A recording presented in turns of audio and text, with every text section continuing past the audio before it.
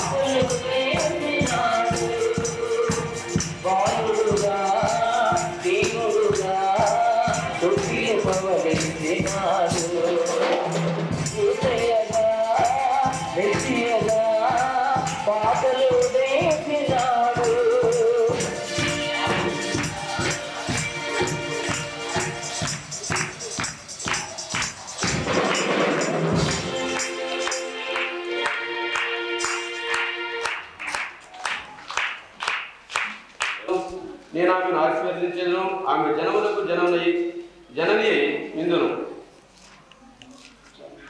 ఆదికాండం 49వ అధ్యాయం. ఆదికాండం 49వ అధ్యాయం 9-10 వచనాలు చదువుదాం.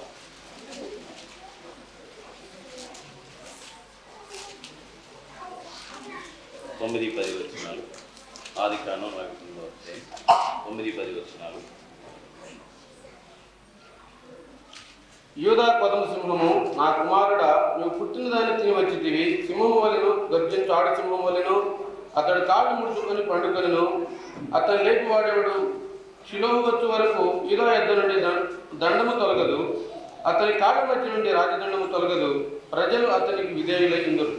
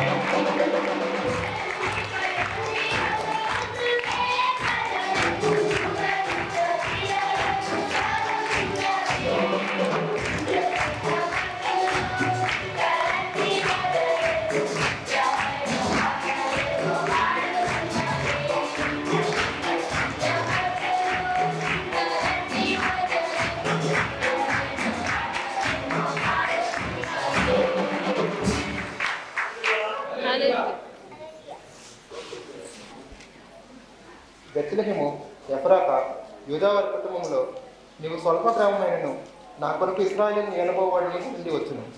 పురాతన కాలం మొదలుకొని శాశ్వత కాలము ఆయన ప్రత్యక్షమవుతుంది. దానియేలు గ్రంథం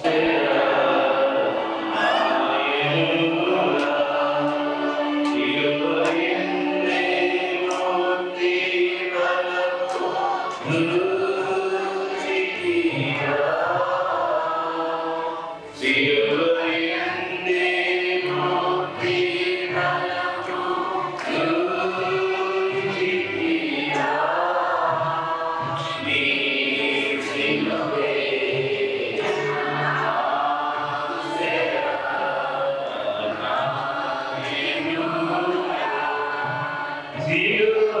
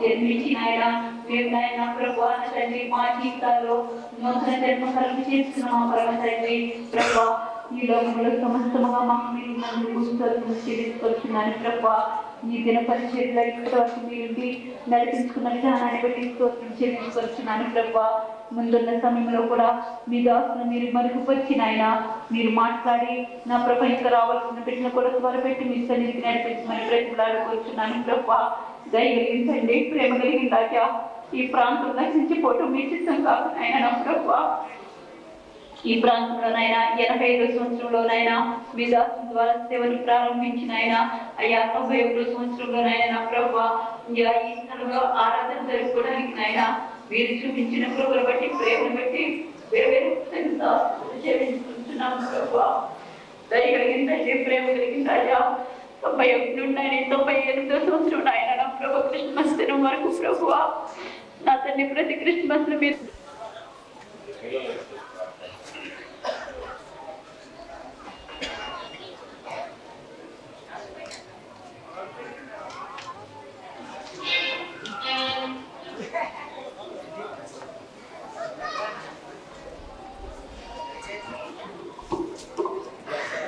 Thank you.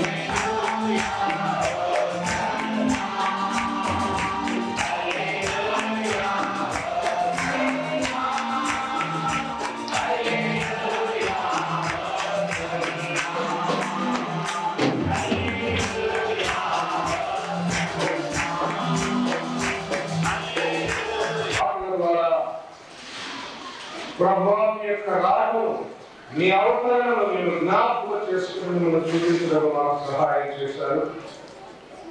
ఇప్పుడు మీ వాక్యం మేము ధ్యానించగా మీ పవిత్ర వాక్కులో నుండి మీరే మాతో మాట్లాడి మీ మాటలను మా యొక్క హృదయంలో మీరు ముద్రించి ఆ మాటల వలన మాకు మేలు క్షేమాన్ని కలిగించబడి అనుకున్నాం.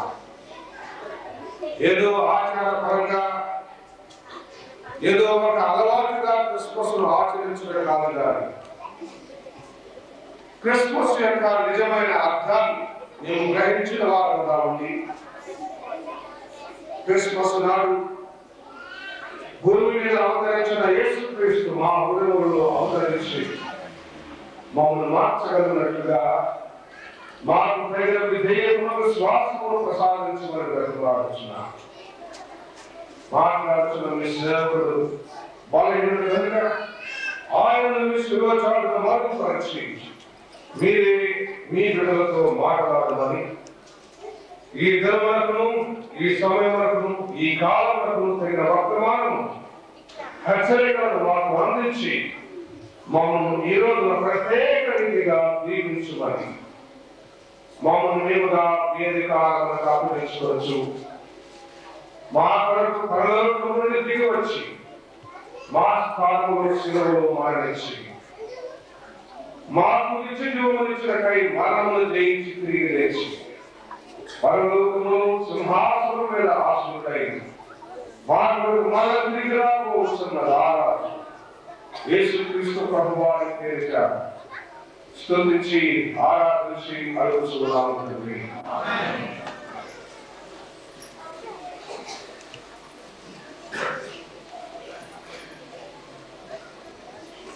దేవుడు మీకు కలలో ప్రత్యక్షమై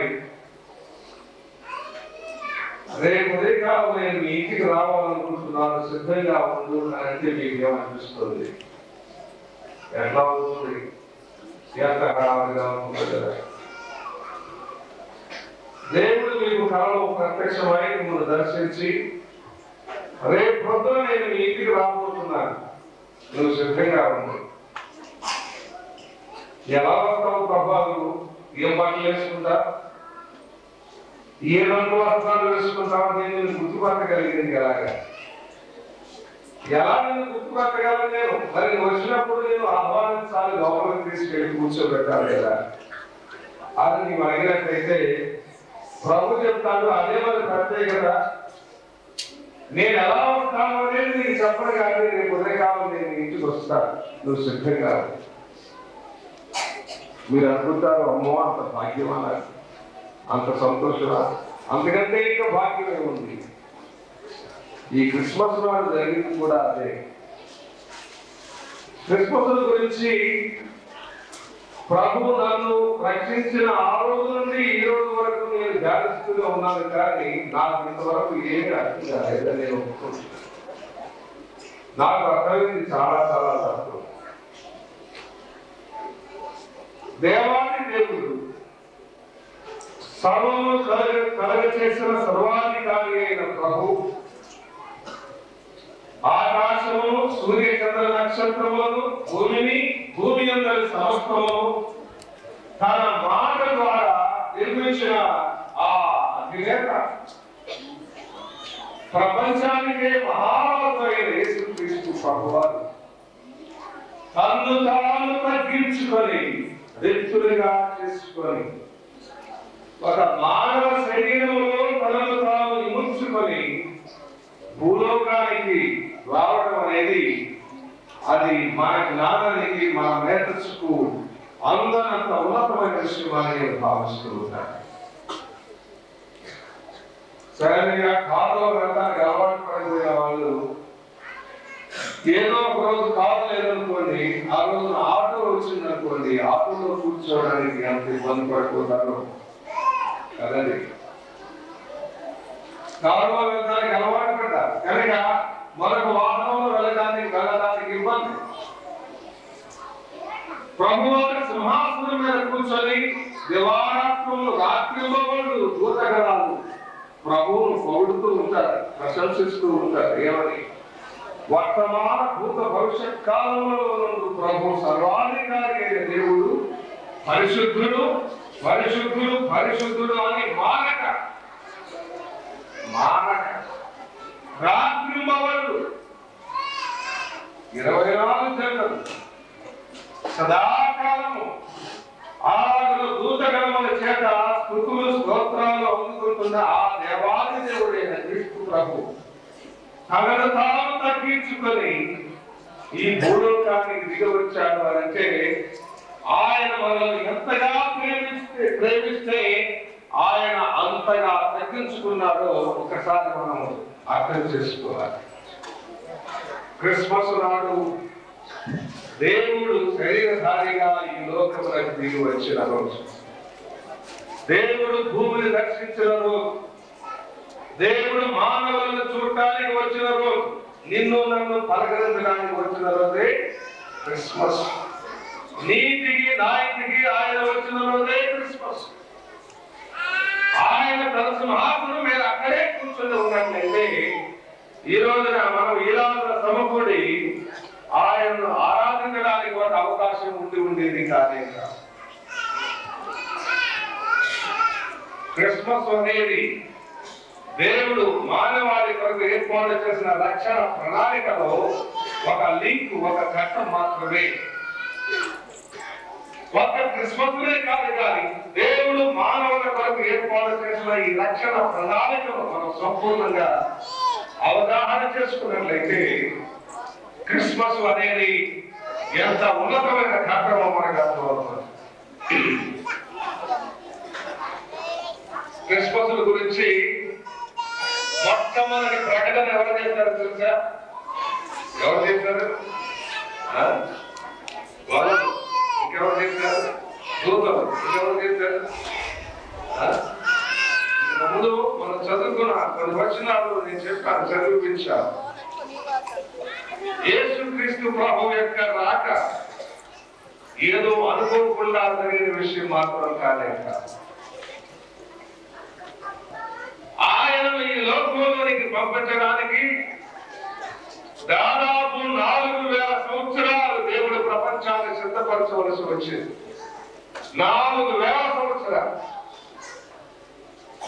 ఆదికాండం 3వ అధ్యాయం 15వ వచనంలోనే దేవుడు స్వయంగా ఒక ప్రకటన చేసినట్టుగా ఇంతకు ముందు మనం చదువుతున్నాం కదా. బయట చూడండి, ఆదికాండము 3వ అధ్యాయము 15వ వచనం చదువు. నీకును స్త్రీకిని నీ సంతానమునకును ఆమె సంతానమునకును వైరము కలుగజేసేదను.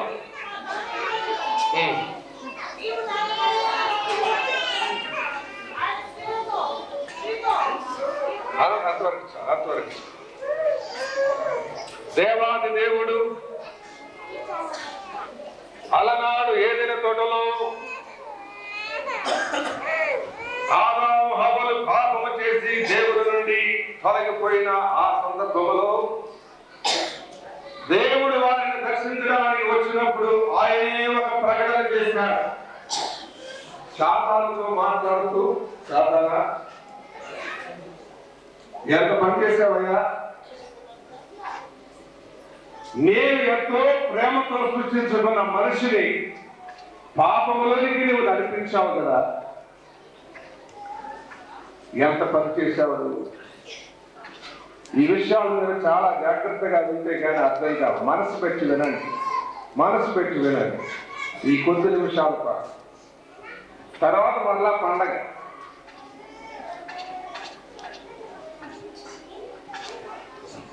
మనిషి పాపం చేసి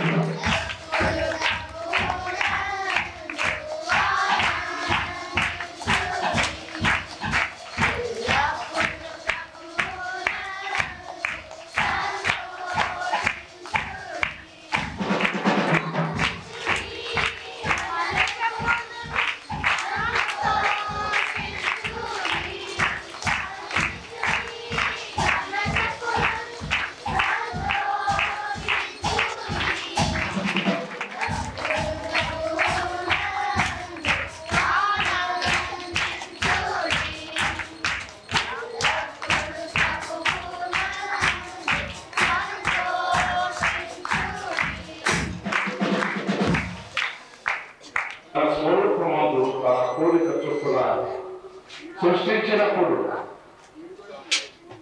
దేవునికిని మానవునికిని బద్ధవిరోధి అయిన అపవాది మెల్లగా ఆ ఏడుల తోటలో ప్రవేశించి మాయమాటలు చెప్పి ఆది దంపతులైన ఆదాము హవ్వలను పాపములు నెట్టివేసినప్పుడు నేను అనుకుంటాను అపవాది ఎంతగానో సంతోషించుంట. ఇది ఆదాము హవ్వలు ఆజ్ఞాతిక్రమం వల్ల పాపములు పడిపోయినారు. అపవాది ఏమనుకున్నాడంటే ఆదాము హవ్వలు కూడా తప్పు చేశారు గనక, పాపం చేశారు గనక ఇక వారు కూడా నాతో పాటు నరకానికి రావాల్సిందే. ప్రియులారా గమనించండి, నరకం అనేది మానవుల కొరకు దేవుడు ఎప్పుడు సిద్ధపరచలేదు. నరకము అనేది దేవుడు అపవాది కొరకును అతని అనుచరుల కొరకును సిద్ధపరిచాడు అని రాయబడి ఉంది. సాతానుకు తెలిసిన ఒకే విషయం ఏంటంటే దేవుడు పాపములు ఏమాత్రము సహించడు. కనుక మనిషిని ఎలాగైనా పాపంలోనికి తీసుకుని వెళ్ళినట్లయితే మిగిలిన పనేదో ఆయన చేస్తారు. ఆయన న్యాయ చట్టం ప్రకారం వీళ్ళని ఆయనే శిక్షిస్తారు అని ఆలోచన చేసి ఆ దుర్మార్గపు పన్నాగాన్ని అమలు చేసి ఆదాము హవ్వలను ఆజ్ఞాతిక్రమంలోకి ప్రయత్నించారు. ఎప్పుడైతే ఆదాము హవ్వలు తప్పు చేసి దేవుడు దూరం అయిపోయారు, నడిపించినావు కదా, ఇక మనిషి కూడా నరకానికి రావాల్సిందే కదా అని అపవాది ఎంతగానో సంతోషిస్తూ ఉంటాడు. కానీ ఇక్కడ మనం గ్రహించవలసిన, అర్థం చేసుకోవాల్సిన విషయం ఏంటంటే అపవాదికి ఒక విషయం తెలియదు. అదేమిటంటే దేవుని యొక్క ఆలోచన, దేవుని మనసులో ఉన్న ఆలోచన అపవాదికి నేను ఒక విరుగుడు ప్రవేశపెట్టబోతున్నాను. ఈ పాపం అనే దానికి ఒక విరుగుడు ప్రవేశపెట్టబోతున్నాను. అది ఏమిటంటే ఇక్కడ మనం చదువుకున్నాం చూసారా, నీకును స్త్రీకిని నీ సంతానమునకును స్త్రీ సంతానమునకు. అక్కడ దేవుడు ఆచితూచి వాడిన మాట స్త్రీ సంతానము. ఆది దంపతులైన ఆదాము హవ్వలు పాపము చేసినందువలన వారి సంతానమంతటికి జన్మ పాపం అనేది సంక్రమిస్తుంది కనుక అటు జన్మ పాపము ఇటు కర్మ పాపము లేకుండా ఒక రక్షకుడి లోకములోకి వచ్చి ఆ రక్షకుడి ద్వారా మనుషులకు నేను పాప క్షమాపణలు ఏర్పాటు చేస్తాను అంటూ దేవుడే చేసిన మొట్టమొదటి క్రిస్మస్ ప్రకటన అది. ఏదైనా తోటలో సర్వాధికారి అయిన దేవుడు ఆ ప్రకటన చేశాడు. అంత మాత్రమే కాదు, దేవుడు ఏమని చెప్పాడో తెలుసా, నీకు స్త్రీకి నీ సంతానమునకును ఆమె సంతానమునకును వైరము కలుగ చేసేదను, అది నిన్ను తల మీద కొట్టును, నీవు దానిని. ఇక్కడ అది ఉన్నది కానీ వాస్తవానికి క్రింద అక్కడ ఒకటి అని అంకి వేసి మీరు చూసినట్లయితే బైబుల్లో క్రింద ఆయన అని ఉంది. ఆయన నిన్ను తల మీద కొట్టును, నీవు ఆయనను మడిమి మీద కొడతా. ఆయన నిన్ను తల మీద కొట్టడం అంటే ఆ రాబోయే రక్షకుడు నీ తల చితకదలుతాడు. నీవు ఆయన మడిమి మీద కొట్టబోతున్నావు అని అంటే అది యేసుక్రీస్తు ప్రభువు పొందబోయే శిలువ మీకులకు గుర్తు. వీళ్ళ గమనించండి, క్రీస్తు ప్రభు యొక్క అవతరణ ఏదో అనుకోకుండా జరిగిన విషయం మాత్రం కాలేక, ఇప్పుడు క్రీస్తుకు పూర్వం 4000 సంవత్సరాల క్రితమే దేవుడి ప్రకటన చేశారు. ఆనాటి నుండి యేసు ప్రభు యొక్క లేక రక్షకుని యొక్క అవతరణ కొరకు రంగం సిద్ధపరచబడడం ప్రారంభించబడింది. ఆ తర్వాత కొంతకాలానికి దేవుడు అబ్రహాము అనే ఒక వ్యక్తిని ఏర్పాటు చేసుకుని ఆ అబ్రహాము అనే వ్యక్తిలో నుండి ఇశ్రాయేలు అనే ఒక జనాంగాన్ని నిర్మించడం ప్రారంభం చేశాడు. ఆ ఇశ్రాయేలు జనాంగంలో నుండి రక్షకుని భూమి మీదకి తీసుకురావాలి అనేది దేవుని యొక్క ఉద్దేశం. ఎవరైనా ఒక గ్రామానికి ఒక పట్టణానికి వస్తున్నారు అంటే, ఒక ముఖ్యమంత్రి లేక ఒక నాయకుడు వస్తున్నారంటే ముందుగానే ప్రకటనలు చేసినట్టుగానే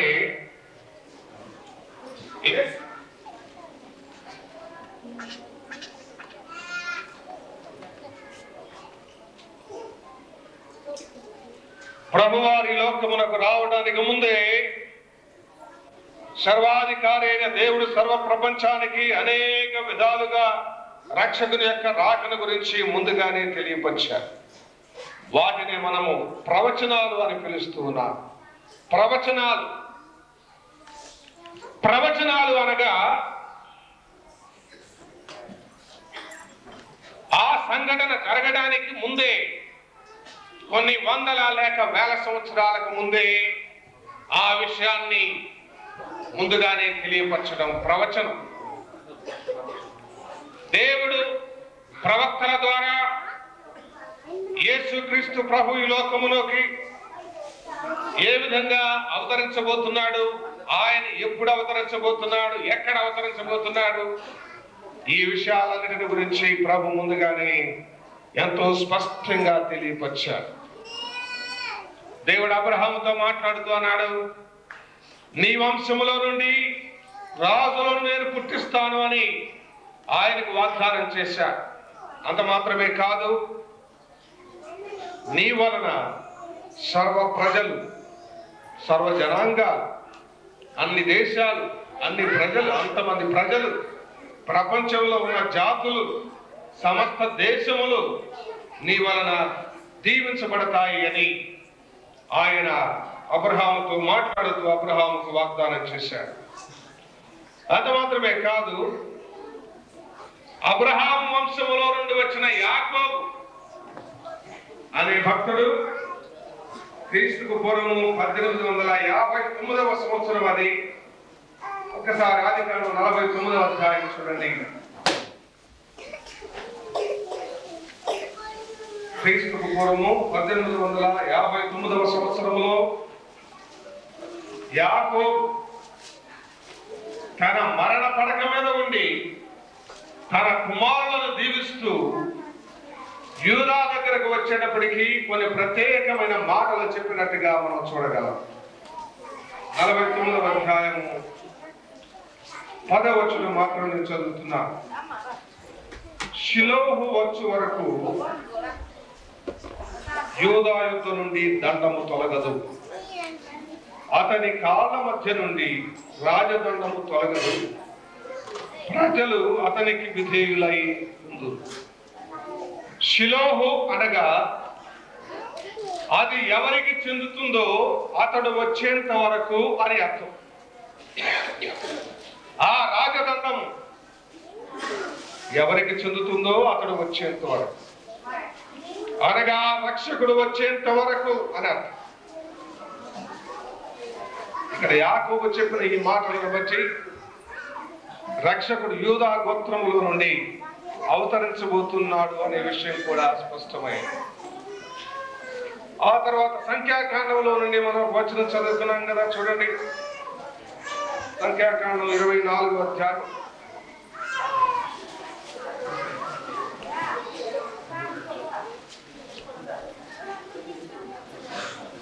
సంఖ్యాకాండము 24వ అధ్యాయము 17వ వచనంలో కొన్ని మాటలను చదువుతున్నాను.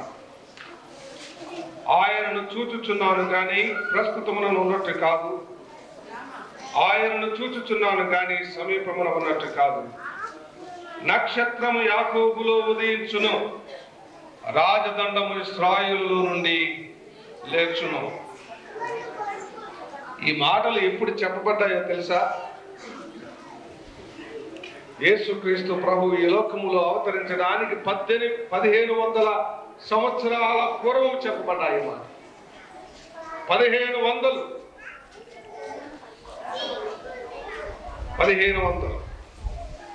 క్రీస్తుకు పూర్వం 1500 సంవత్సర ప్రాంతంలో జీవించిన బిలాము అనే ప్రవక్త ఈ మాటలు చెప్తున్నాడు. ఏమని? రక్షకుడు ఈ లోకములో అవతరించినప్పుడు ఒక నక్షత్రం ఉద్భవిస్తుంది. నక్షత్రము యాకోబులో ఉదయించును, రాజదండము ఇశ్రాయేలులో నుండి, రక్షకుడు ఇశ్రాయేలు నుండి వస్తాడు అని.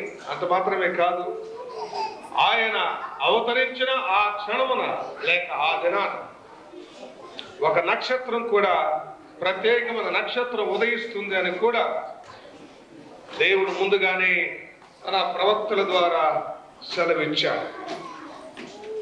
అలాగే యెషయా గ్రంథంలోకి వెళ్ళినట్లయితే, యెషయా గ్రంథంలో దేవుడు యెషయా ప్రవక్త ద్వారా చెప్పబడిన కొన్ని ప్రవచనాలు రాయబడ్డాయి. చూడండి, 7వ అధ్యాయం 14వ వచనం ఇందాక మనం చదువుకున్నాం.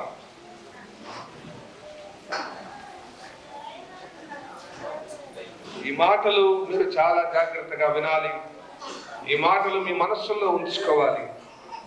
ఇవన్నీ కూడా ప్రభువు ఈ లోకములో అవతరించడానికి ముందే దేవుడు తన ప్రవక్తల ద్వారా చెప్పించిన ప్రవచన వాక్కులు కనుక ఈ మాటలను మీరు మనస్సుల్లో ఉంచుకోవాలి. యెషయా గ్రంథము 7వ అధ్యాయము 14వ వచనం. కాబట్టి ప్రభువు తానే ఒక సూచన మీకు చూపును, ఆలకించుడి, కన్యక గర్భవతి అయి కుమారుని కని అతనికి ఇమ్మానుయేలు పేరు. ఇందాక మనం చదువుకున్నాం కదా మత్తయి సువార్తలో, ఒకసారి చూడండి. మత్తయి సువార్తలో మనం చదువుకున్న మాటలు, 740-680 సంవత్సరాల మధ్య జీవించిన యెషయా భక్తుడు యేసు క్రీస్తు ప్రభు యొక్క అవతరణ గురించి మాట్లాడుతూ ఆనాడే సెలవిచ్చాడని, ఒక కన్యక గర్భవతి కుమారుడు కలను అతనికి ఇమ్మానుయేలు అని పేరు పెట్టబడింది. ఇమ్మానుయేలు అంటే అర్థం ఏంటి? ఇక్కడ రాయబడింది కదా, ఇమ్మానుయేలు పేరులకు భాషాంతరం అన్నారు. దేవుడు మనకు తోడు. ఎందుకు యేసు అని పేరు పెట్టాల్సి వచ్చింది, ఎందుకు ఇమ్మానుయేలు పేరు పెట్టాల్సి వచ్చింది అని మనం కొంచెం ఆలోచన చేసినట్లయితే దానికి నిర్వచనం కూడా అక్కడ ఇవ్వబడింది. యేసు అనగా రక్షకుడు, ఇమ్మానుయేలు అనగా మనతో ఉన్న యేసు క్రీస్తు ప్రభువులో దేవుడు మనుషులకు సమీపంగా వచ్చాడు కనుక ఆయనకు ఇమ్మానుయేలు అని ఒక పేరు పెట్టబడింది. అది ఒక పేరు. ఎందుకంటే దేవుడు యేసులో నివసించినాడు కనుక యేసు క్రీస్తు ప్రభువుగా తనను తాను ప్రత్యక్షపరుచుకున్నాడు కనుక ఆయనకు ఇమ్మానుయేలు అని పేరు పెట్టబడింది. ఈ విధంగా మనం గమనించినట్లయితే ప్రభువు ఈ లోకంలోకి రావడానికి ముందే యేసు క్రీస్తు ప్రభువు ఈ లోకంలో అవతరించడానికి ముందు కొన్ని వందల కొన్ని వేల సంవత్సరాలు దేవుడి ప్రపంచాన్ని సిద్ధపరుస్తూ వచ్చారు. ఎవరైనా ఒక నాయకుడు మన గ్రామానికి లేక మన పట్టణానికి వస్తున్నారు అంటే కొన్ని ప్రకటనలు చేస్తారు, లేక గ్రామాన్ని ఆ పట్టణాన్ని చక్కగా అలంకరిస్తారు. అలాగే దేవుడు కూడా ప్రపంచాన్ని అలంకరించిన తీరు మనకు ఎంతో ఆశ్చర్యాన్ని భయాన్ని కలిగించక మాట. రక్షకుల యొక్క రాక అనేది ఎంత గంభీరమైన విషయం అంటే, it took 4,000 years for God to prepare the world even before he sent his son to die in our place. ప్రపంచమును ఆయన సిద్ధపరిచిన తీరు, ఇశ్రాయేలు అనే ఒక జనాంగాన్ని ఆయన ఏర్పాటు చేశాడు. ఆ ఇశ్రాయేలు జనాంగము దేవుడిలో నుండి తప్పిపోయినప్పుడు వారిని దండించాడు, శిక్షించాడు, బబులోనుకు అప్పగించాడు. అయితే ఆ తర్వాత దేవుడు బబులోను మనం దండించాడు, ఆ బబులోను రాజ్యాన్ని పర్షియా చేతికి అప్పగించాడు. ఇశ్రాయేలు జనాంగాన్ని తిరిగి నిర్మించడం ప్రారంభించాడు. ఆ తర్వాత అలెగ్జాండర్ అనే చక్రవర్తి రంగప్రవేశం చేశాడు. అలెగ్జాండర్ చక్రవర్తి పేరు మాత్రం వీళ్ళు ఉంటారు కదా, అలెగ్జాండర్ ద గ్రేట్ ఉన్నారా పిల్లలు? అలెగ్జాండర్ ద గ్రేట్, అలెగ్జాండర్ మహాచక్రవర్తి అని ఆయన పిలిచారు. చిన్న వయసులోనే ఎన్నో దేశాలను జయించిన మహాపరాక్రమశాలి. అరిస్టాటిల్నే ఆ రాజకీయవేత్త యొక్క ప్రముఖ ఆ విద్వాంసుని యొక్క ప్రియ శిష్యుడు అలెగ్జాండర్ చక్రవర్తి. ఈ అలెగ్జాండర్ గ్రీకు సామ్రాజ్యాధినేత. అలెగ్జాండర్ నమ్మినది ఏమిటంటే గ్రీకు సంస్కృతి, గ్రీకు భాష మాత్రమే ప్రపంచాన్ని ఒక తాటి మీద నడిపిస్తుంది అనుకున్నాడు. అందుకని ప్రపంచమంతా కూడా గ్రీకు భాషను వ్యాపకం చేశాడు, గ్రీకు సంస్కృతిని వ్యాపకం చేశాడు. ఎందుకు తెలుసా? ఆ రోజుల్లో గ్రీకు ప్రపంచ భాషగా పేరుగాంచింది. ఈ రోజున మనం ఇంగ్లీష్ అనే దాన్ని ఎలాగా ప్రపంచ భాష అని అంటున్నామో ఆ రోజుల్లో గ్రీక్. ఎందుకు? యేసు ప్రభువారు ఈ లోకములో అవతరించినప్పుడు ఆ వార్త చాలా వేగంగా ప్రపంచం యొక్క నలుమూలలోకి వెళ్ళడానికి వీలుగా దేవుడు ముందుగానే ఒక ప్రపంచ భాషను ఏర్పాటు చేశారు. వాస్తవానికి ప్రభువారు వచ్చిన తర్వాత రాయబడిన గ్రంథం క్రొత్త నిబంధన. ఈ క్రొత్త నిబంధన అంతా కూడా ఈ భాషలో రాయబడింది, గ్రీకు భాషలో. దేవుడు ప్రపంచంలో సిద్ధపరచండి. గ్రీకు వారితో పని అయిపోయిన తర్వాత రోమన్లు రంగప్రవేశం చేశారు. రోమా వాళ్ళు వచ్చారు.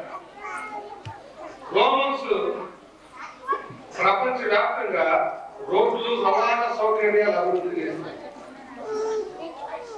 అందుకనే all roads lead to Rome అనే ఒక సామెత వచ్చింది. రోడ్లన్నీ రోమ్కే నడిపిస్తాయి. ఇంగ్లీష్ లో ఒక సామెత ఉంది, all roads lead to Rome.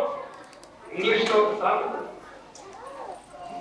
ప్రపంచ వ్యాప్తంగా కొన్ని వందల సంవత్సరాల పాటు ఈ రోమన్లు అధికారంలో ఉన్న ప్రపంచ వ్యాప్తంగా రవాణా సౌకర్యాలు, ఈ రోడ్డు అనేది కనిపెట్టిన వాడు రోమన్.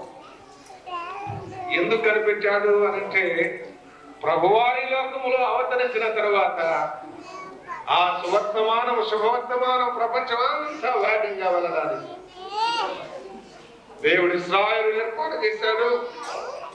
ఆ తర్వాత గ్రీకును ఒక ప్రపంచ భాషగా ఏర్పాటు చేశాడు. ఆ తర్వాత రవాణా సౌకర్యాలు అభివృద్ధి పరిచాడు. ఇవన్నీ అయిపోయిన తర్వాత ప్రపంచ వ్యాప్తంగా ప్రజలు ఎదురు చూస్తూ ఉన్నారు. దేవుడు అలనాడు ఏదైనా తోడలో వాగ్దానం చేసిన ఆ రక్షకుడు ఇంకా రాలేదు. ఎక్కడ జన్మిస్తాడు ఆయన? ఇప్పుడు జన్మిస్తాడు. ఆయన ఎలా ఉంటాడు అని తూర్పు దేశం నుండి పడమర దేశం వరకు ప్రజలందరూ ఆ రక్షకుని కొరకు, ఆ రక్షకుని యొక్క అవతరణ కొరకు ఎదురు చూస్తూ ఉన్న ఆ సమయంలో ఆగస్టు సీజర్ అగస్టస్ రోమా చక్రవర్తిగా ఉన్న దినాల్లో ఒక నిశ్శబ్ద రాత్రిలో ఒక పశుల తొట్టిలో ఎవరికి తెలియనంత విచిత్రమైన రీతిలో ఆ రక్షకుడు భూమి మీద అవతరించాడు. ఇది చాలా చాలా గంభీరమైన విషయం. ఇప్పుడు కొన్ని సంవత్సరాల క్రితం కొంతమంది శాస్త్రవేత్తలు చంద్రమండలానికి వెళ్ళారు. చంద్రమండలానికి వెళ్ళి మళ్ళా తిరిగి వచ్చారు. ముగ్గురు వెళ్ళొచ్చారు.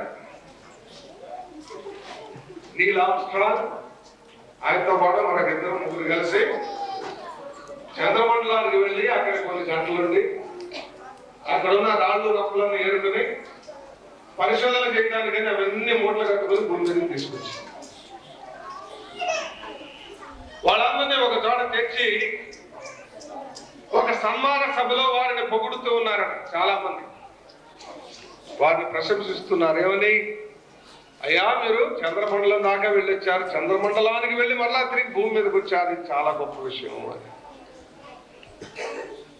వీరు చంద్రమండలానికి వెళ్ళడానికి ఉపయోగించబడిన రాకెట్ యొక్క నిర్మాణంలో శ్రమించిన ఒక శాస్త్రవేత్త ఉన్నాడు. ఆయన ఒక మంచి భక్తుడు, విశ్వాసి. ఇప్పుడు కార్గిల్ అనే స్థలంలో పాస్టర్గా పనిచేస్తున్నాడు. ఆ శాస్త్రవేత్తగా రిటైర్ అయిపోయి ఆ రాకెట్ల తయారీలో నుండి బయటకు వచ్చేసి సెయింట్ కార్గిల్ ఆ ఊరి పేరు, ఆ ఊరిలో ఒక చర్చికి పాస్టర్గా చేస్తూ ఉన్నాడు. ఆయన పేరు జేమ్స్ ఇర్విన్. జేమ్స్ ఇర్విన్ గారు మాట్లాడవలసిన సమయం వచ్చింది. అప్పుడు ఆయన అన్నాడు, చూడండి, ఇప్పటి వరకు మీరంతా చాలా మాట్లాడారు. మన సహోదరులు ముగ్గురు చంద్రమండలానికి వెళ్ళి చంద్రమండలం మీద కొన్ని గంటలుండి మరలా తిరిగి భూమికి రావడం ప్రపంచంలో అత్యంత గొప్ప విషయం అని మీరంతా చాలా గొప్పగా చెప్పుకొచ్చారు. కానీ దానికంటే ఒక చిన్న విషయం నేను మీ ముందు ఉంచాలని ఆశపడుతున్నాను అన్నాడు. ఏమిటి అని అందరూ ఆశ్చర్యపోయారు, ఆలోచన చేసుకున్నారు. ఆ సమయంలో జేమ్స్ ఇర్విన్ అన్నాడు, మనిషి భూమి మీద నుండి బయలుదేరి చంద్రమండలానికి వెళ్ళి చంద్రమండలం మీద కొన్ని గంటలు ఉండి భూమికి తిరిగి రావాలంటే దేవుడు మనిషిగా భూమి మీదకి వచ్చి భూమి మీద 33,000 సంవత్సరాల నుండి మళ్ళా తిరిగి పరలోకానికి వెళ్ళడం ఇది చాలా గొప్ప విషయం పోయి అన్నాడు. నిజం. దేవాది దేవుడు పరలోకము నుండి పరసింహాసనము నుండి దిగవచ్చి భూమి మీద ఒక పశువుల పెట్టులో అత్యంత హీనమైన స్థితిలో ఒక బాలునిగా దీనునిగా మనుషుల మధ్య అవతరించారు. ఆయన ఈ భూమి మీద అవతరించిన రోజే క్రిస్మస్. క్రిస్మస్ అనేది డిసెంబర్ 25 నండి చెప్పండి అని కొంతమంది మధ్య వెళ్ళలేరు. డిసెంబర్ 25 అసలు క్రిస్మస్ జరుపుకోకూడదు అని కొంతమంది వెళ్ళలేరు. మాకు చాలా ఉత్తరాలు వచ్చాయి. ఏమండి ఏమి కూడా డిసెంబర్ 25 కాకపోతే జనవరి 30 ఉంది, జనవరి 31 కాకపోతే ఫిబ్రవరి 14 లేకపోతే మరొకటి లేదా మరొకటి తేదీ నుంచి డైనమిక్స్ ఆఫ్ ది ఈవెంట్. యేసుక్రీస్తు ప్రభు శరీరధారిగా ఈ లోకంలో వచ్చాడు అనేది ఒక చారిత్రాత్మక సత్యం. ఆయన ఈ లోకంలో జన్మించడం, ఆయన చేసిన అద్భుతాలు, ఆయన జీవించిన జీవితము, ఆయన మరణము, ఆయన పునరుద్ధారణ గురించి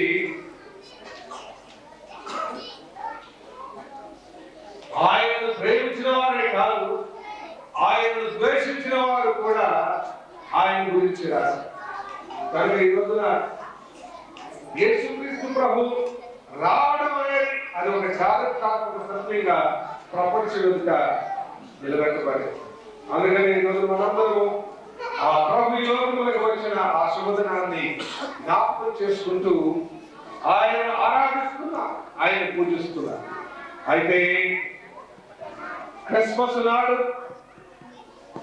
పసిబాలునిగా ఈ లోకములో అవతరించిన యేసు మన హృదయములో మన జీవితాలకు ప్రభువుగా, మన జీవితాలకు రాజుగా మన హృదయాల్లో అవతరించిన నాడే అది మనకు నిజమైన క్రిస్మస్ అవుతుంది. ఏదో ఒక పండుగలాగా, ఒక ఆచారంలాగా, ఏదో ఒక సంప్రదాయంలాగా ఆచరించడం కాదు. కానీ యేసుక్రీస్తు ప్రభు ఈ లోకములకు వచ్చిన ఆ ఉద్దేశం నీలో నాలో నెరవేరినప్పుడే అది మనకు నిజమైన క్రిస్మస్ అవుతుంది. ఆయన వచ్చాడు. ఎందుకు వచ్చాడు?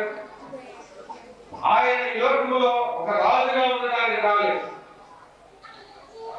ఆయన ఈ లోకమును పరిపాలించడానికి లేక ఈ లోకంలో అందరికైనా మంచివాడని పిలుచుకోవడానికి రాలేదు. ఆయన ఈ లోకంలో ఏదో ఒక మతాన్ని స్థాపించడానికి రాలేదు. ఆయన మనల్ని రక్షించడానికి, పాపము నుండి విడిపించడానికి.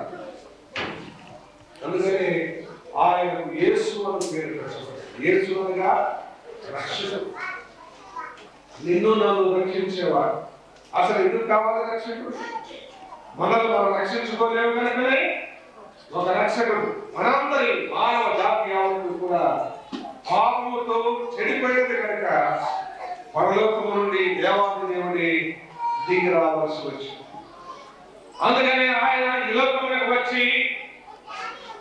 మనందరినీ పాపం నుండి విడిపించబడి రక్షించబడలాగున మన స్థానంలో తనను తాను సిలువకు అప్పగించుకున్నాడు. క్రిస్మస్ రోజున సిలువ గురించి మాట్లాడుకోవడం ఏమిటి అని మీరు అనుకోవచ్చు. ఇంతకుముందు తమ్ముడు ప్రభు ప్రసాద్ గారు చెప్పినప్పుడు నాకు చాలా సంతోషం అనిపించింది. క్రిస్మస్ లేకుండా గుడ్ ఫ్రైడే లేదు, గుడ్ ఫ్రైడే లేకుండా క్రిస్మస్ లేదు. ఆయన లోకములకు ఎందుకు వచ్చాడు అంటే సిలువలో మరణించడానికి వచ్చాడు. ఆయన మరణాన్ని కోరుకున్న మహారాజు తన ప్రజలను రక్షించడానికి తన ప్రాణాన్ని బలిగా చేసిన మహాప్రేమికుడు. ఆయన సిలువలో తనను తాను మన నిమిత్తమై అప్పగించుకొని మరణించి తిరిగి లేచి తన దైవత్వాన్ని ప్రపంచం ముందు ఎంతో తేటగా రుజువుపరిచి ఆయన ఏ లోకం నుండి ఈ లోకానికి దిగి వచ్చాడు, మళ్ళా తిరిగి ఆ లోకానికి వెళ్ళిపోయాడు. కానీ ఆయన వెళుతూ ఒక మాట చెప్పాడు. ఏమన్నాడు? నేను మళ్ళా తిరిగి వస్తాను అన్నాడు. ఈనాడు క్రిస్మస్ ఆచరిస్తున్న మనం వెనక్కి తిరిగి చూస్తే దాదాపు 2000 సంవత్సరాల క్రితం జరిగిన ఆ క్రిస్మస్ యొక్క సంఘటన మనకు జ్ఞాపకం వస్తుంది. కానీ 98వ సంవత్సరంలో ఉన్న మనము కొంచెం ముందుకు చూసినట్లయితే మనకు చాలా దగ్గరలో ఉన్న మరొక సంఘటన ఏమిటి? ఆయన మళ్ళా రాబోతున్నారు. ఒకసారి వచ్చాడు, ఆయన మళ్ళా తిరిగి రాబోతున్నారు.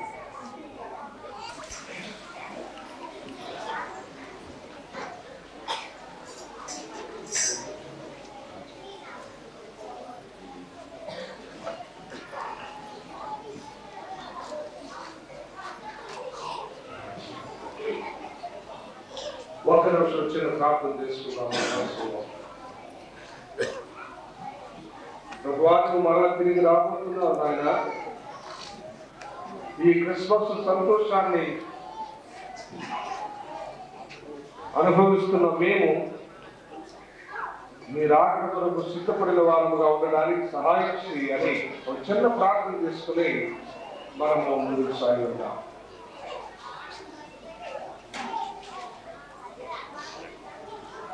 మమ్మల్ని రక్షించడను, పాపము నుండి విడిపించడను, పరలోకం నుండి భూమికి వచ్చిన మా ప్రియ ప్రభువా యేసయ్య, ఈ ఉదయకాలంలో మిమ్మల్ని ఆరాధిస్తున్నాము, కొనియాడుతున్నాము, ఈ నామాన్ని హెచ్చిస్తున్నాము స్వామి. నీవు తప్ప రక్షకుడు లేదు, నీవు తప్ప దేవుడు లేదు. నీవు ఈ లోకములకు రావడానికి పూర్వమే ప్రవక్తల ద్వారా నీవు కలిగించిన మాటలను ధ్యానించినావు. వెనక నుంచి రావు.